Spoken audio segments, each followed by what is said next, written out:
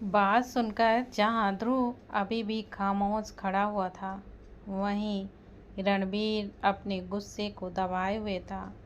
जो गुलाब के बकेट को लेकर आया था, उसकी हथेलियों की पकड़ से चकनाचूर हो गए थे। लेकिन तभी ध्रुव की एक शांत सी आवाज़ आती है, नो। नेहा अभी भी अपने कॉन्फ्रेशन के दौरान से अपने चेहरे पर बार बार आ रही खुशी को छुपा रही थी। लेकिन नो, नेहा अपना हल्का सिर झटक कर कहती है, व्हाट? क्या मेरे कान बज रहे हैं? सर से yes, do you love me? तभी इस बार ध्रुव नेहा की तरफ गुस्से से देखकर बोलता है, नो। फिर थोड़ा अपने गुस्से को शांत करते हुए कहता है, I don't love you, but you can only be my friends. Neha की अब वो प्यारी सी मुस्कान एकदम धीरे धीरे से गायब हो जाती है। उसे तो यकीन ही नहीं आ रहा था कि वो आखिर यहाँ का विलोम शब्द क्यों सुन रही है। क्या यहाँ अभी ध्रुव सर को उसके गाने के साथ देकर अपने प्यार को एक्सेप्ट नहीं करना चाहिए था? नेहा ध्रुव के सामने फिर कहती है, सर, आप झूठ क्यों बोल रहे हैं?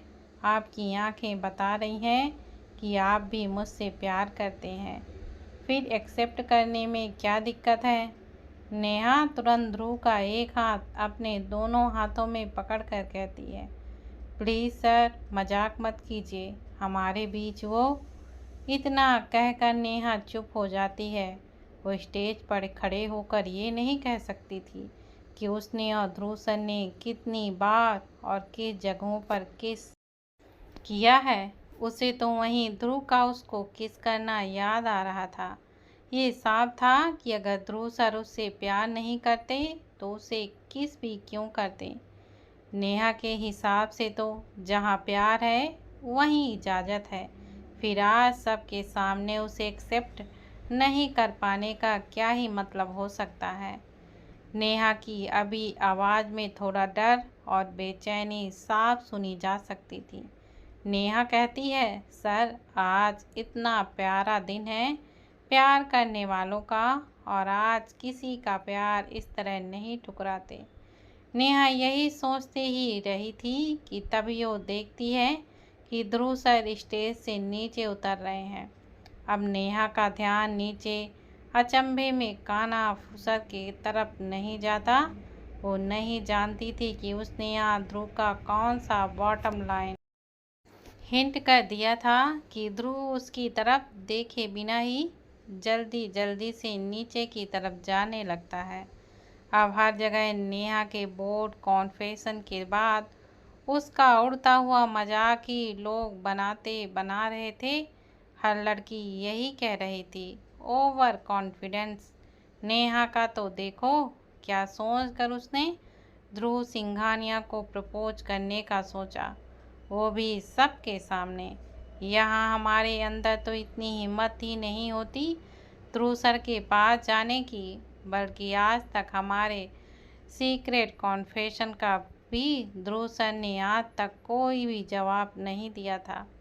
नेहा का ध्यान अब नीचे हो रही उसको लेकर निगेटिव बातों और उसके सभी के बीच बनते तमाशे पर नहीं था, बल्कि वो तो जल्दी से ध्रुव के पीछे ऐसे भाग कर जाती है जैसे उससे उसकी कोई फेवरेट चीज़ बहुत दूर जा रही हो। ध्रुव स्टेज के नीचे आ चुका था और अपनी जल्दी जल्दी कदम लेकर अल्फा थिएटर के पास वाले रूम की तरफ जा रहा था।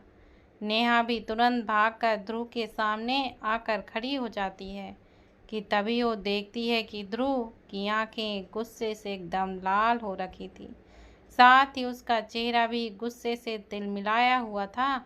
नेहा फिर अपने जुबान से ध्रुव को कुछ कहना चाह रही थी कि ध्रुव उसका एक हाथ पकड़कर उसे अपने साथ खींचते हुए उस रूम की तरफ ले जाने लगता है।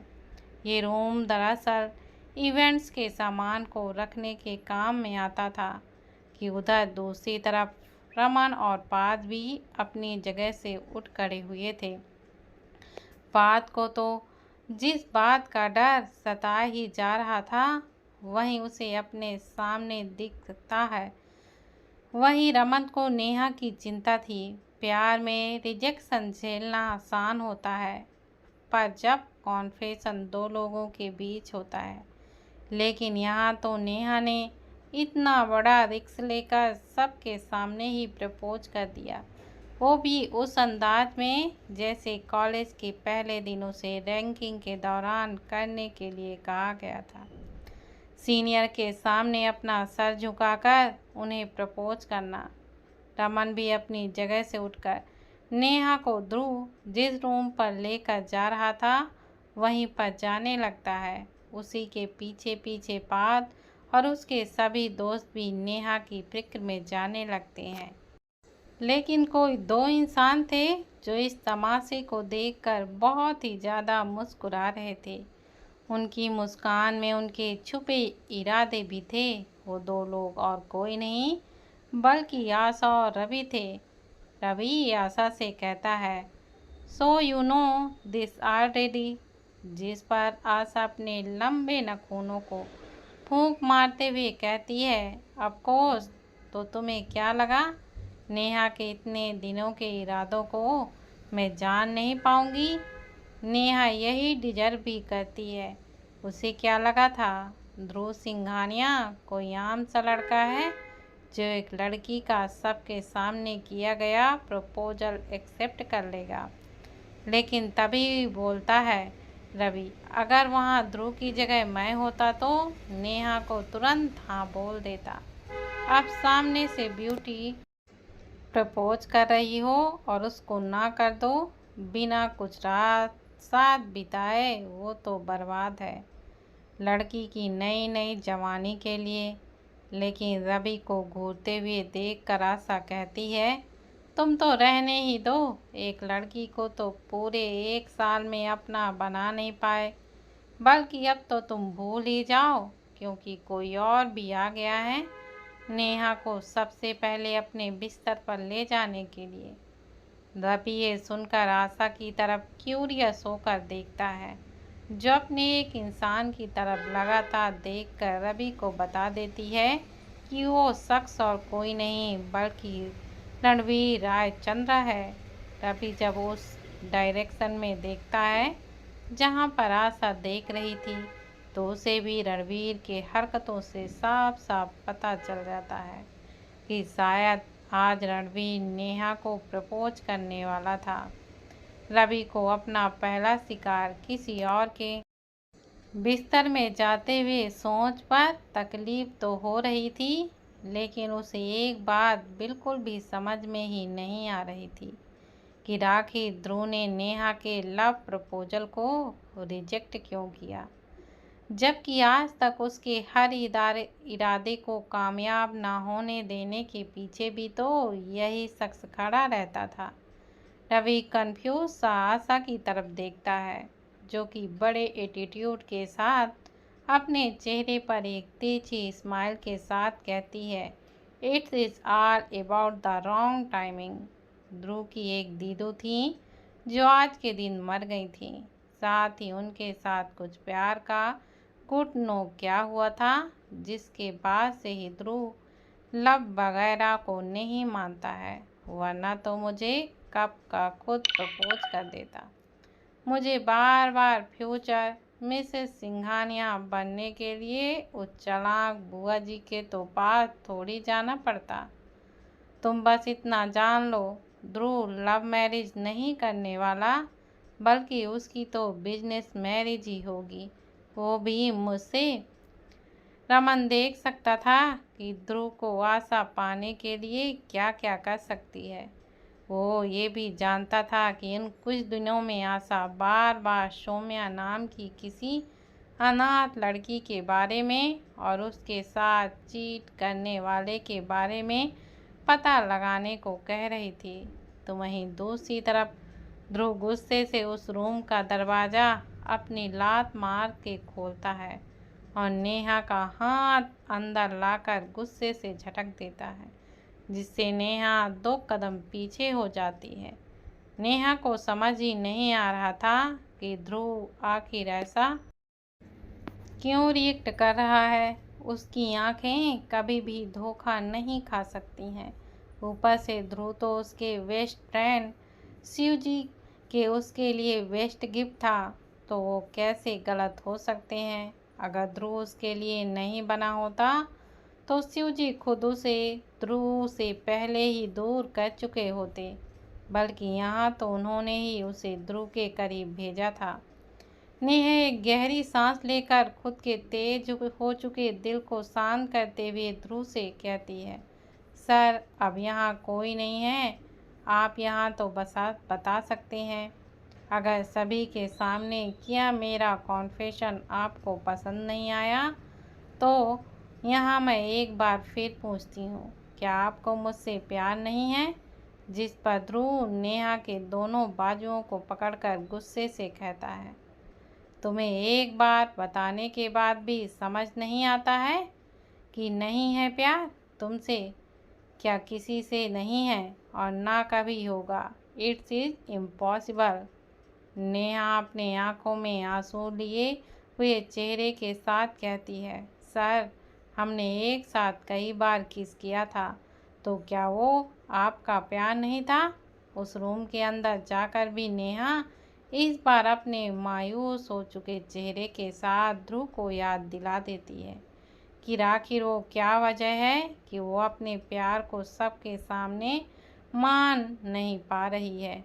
नेहा अपने और ध्रुव के करीब के कुछ पलों को याद करते हुए ध्रुव से कहती है, सर हमने तो कितनी बार किस भी किया है, क्या वो बिना प्यार के हो सकता है किसी से भी। आपने तो एक बार नहीं बल्कि कई बार किया था, तो क्या वो था। ध्रुव जो अभी भी अपने गुस्से को शांत नहीं कर पा रहा था कि अचानक नेहा के इस लॉजिक को सुनकर उसकी तरफ हैरानी से देखता है। क्या एक किस के बाद से ही इसने उसे प्यार समझ लिया था।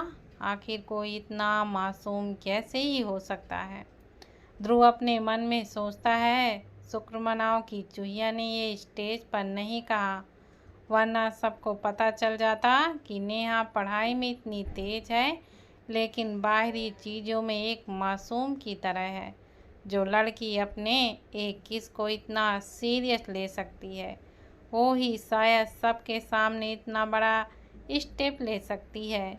लेकिन प्यार, ध्रुव अपने मन में कहता है, नहीं नेहा मैं नहीं मान सकता। जिस चीज़ ने मेरी दीदू की जान ली उस चीज़ को मैं कभी अपने लिए बिल्कुल भी नहीं ले सकता था। हम ऐसे ही अच्छे हैं।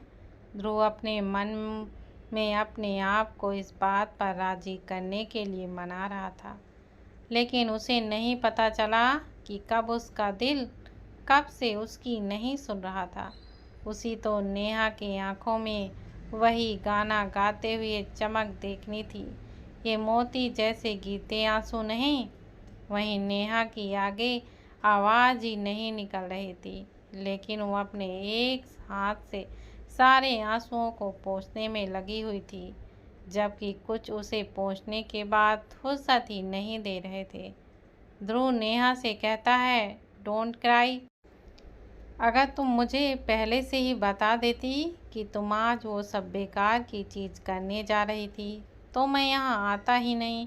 ना मैं आता, ना तुम कुछ कहती, ना ही तुम्हें सबके सामने एम्बैरेसमेंट होना पड़ता। ध्रुव को अभी भी यही लग रहा था कि नेहा के ज़्यादा रोने का कारण यही होगा कि उसको सबके सामने ही उसे एम्बैरेसमेंट करना पड़ा। वो हाँ नहीं कह सकता था और ना सुनने में सभी नेहा पर ही इल्ज़ाम लगा सकते थे। ध्रुव ने इस बार थोड़ा खुद को शांत करने की कोशिश की बात कही थी, लेकिन अब नेहा को गुस्सा आने लगता है। आखिर उसके शिव जी के आशीर्वाद को वो गलत होते हुए कैसे देख सकती थी। नेहा ध्रुव की आंखों में देख के कहती है, यू कैन नॉट इवन लाई। प्यार नहीं करते थे तो मेरी इतनी फिक्र क्यों करते थे। क्यों हर बार जब भी मुझे दिक्कत या परेशानी होती थी वहाँ आप मुझे संभालने के लिए मिल ही जाते थे।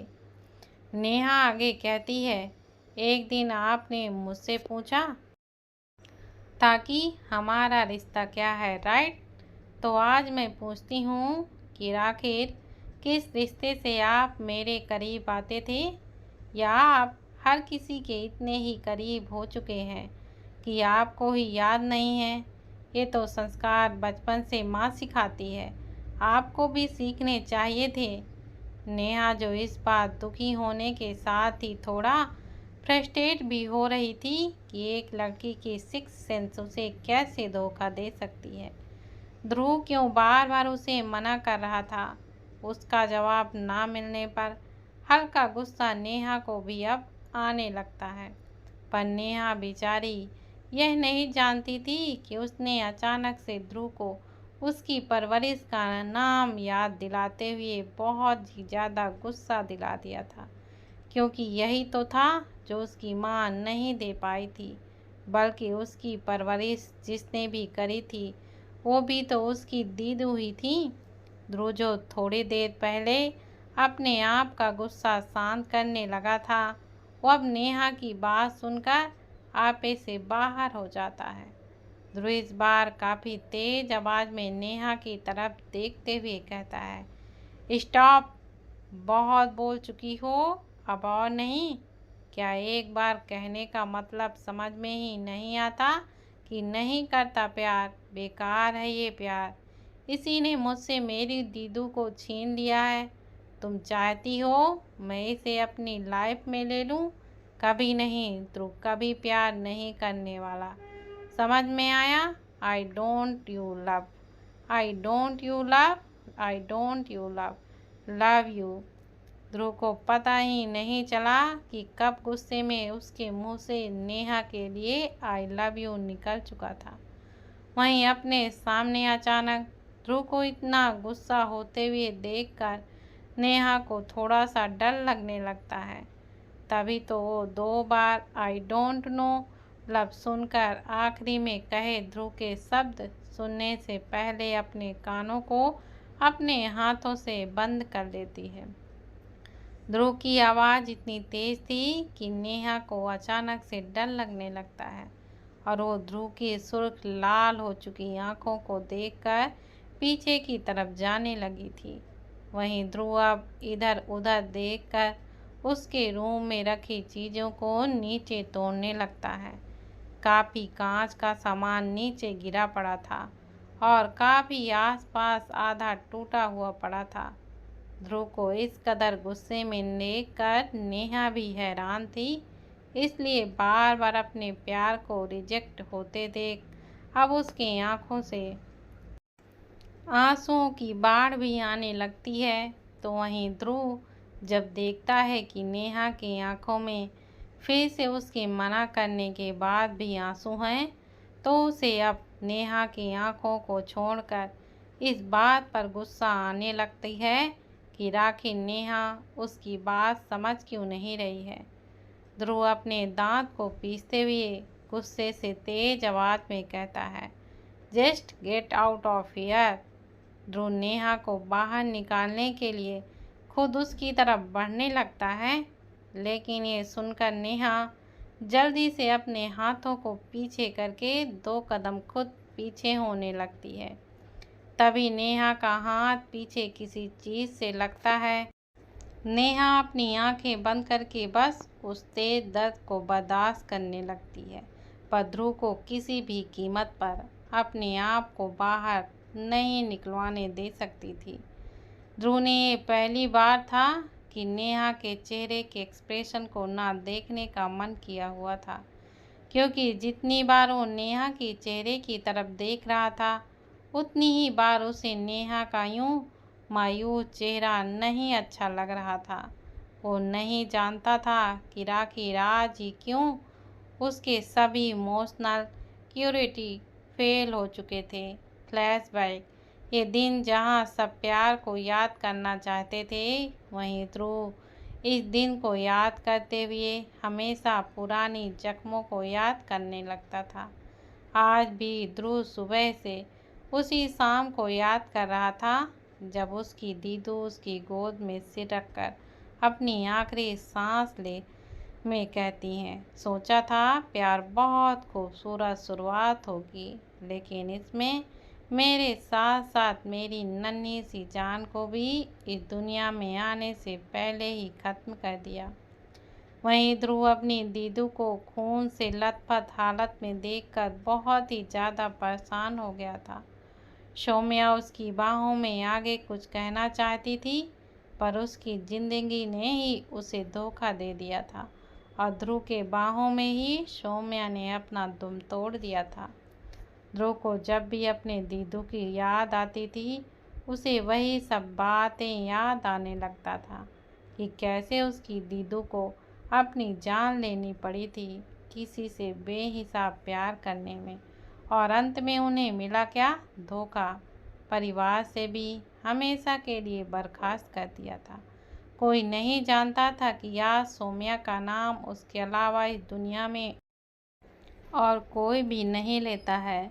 फ्लैशबैक इन ध्रुव जब देखता है कि नेहा अभी भी यहीं खड़ी है, तो वो खुद वहाँ से बाहर जाने को होता है कि तभी उसे दरवाजे के जोर जोर से खटखटाने की आवाज़ आती है। साथ ही बाहर रमन और पार्थ की आवाज़ आती है, ध्रुव ओपन द डोर। ध्रुव उसे खोलने ही जा रहा था, जैसे ही वो नॉक को रोटेट करता है और दरवाज़ा खुलता है, वैसे ही उसे अपने पीछे किसी की धम्म से आवाज़ आती है। अचानक दरवाज़ा खुलने के साथ ही ध्रुव भी अपने पीछे देखता है तो नेहा ज़मीन पर गिरी थी। साथ ही उसकी हथेलियों से खून की मात्रा भी काफ़ी ज़्यादा नीचे ज़मीन पर भी गिरा हुआ था।